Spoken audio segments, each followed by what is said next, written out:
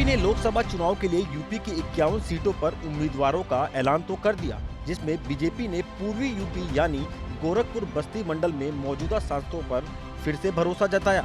लेकिन इसके पीछे बीजेपी का एक खास प्लान नजर आ रहा है। कहा जा रहा है ऐसा करके बीजेपी ने कई वर्ग, इनमें सवर्ण, ओबीसी और दलित वोट बैंक को साधने की कोशिश की है। कहा जाता है इन सीटों पर पहली बात तो मौजूदा बीजेपी सांसदों की अच्छी पकड़ है। उसके बाद इन्हें फिर से टिकट देने से कई जातीय समीकरण को बीजेपी ने साधने की कोशिश की है। अब इस लिस्ट में कौन कौन मौजूदा सांसद शामिल हैं, पहले उनके बारे में जान लीजिए। जैसे कि महाराजगंज से पंकज चौधरी पर 7वीं बार भरोसा जताया गया।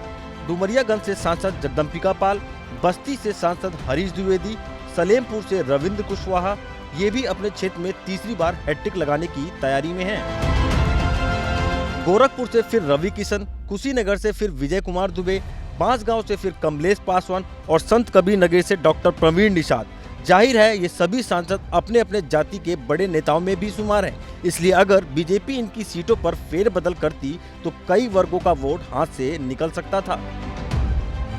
इसलिए बीजेपी ने इन्हें फिर से टिकट देकर अपना वोट बैंक तो सहेजा ही, साथ ही फिर से कई वर्गों को साधने की कोशिश की।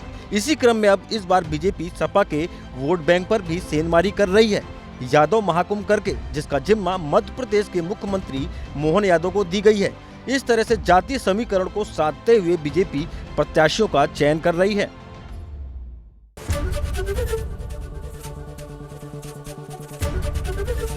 एबीपी गंगा, खबर आपकी, जुबान आपकी।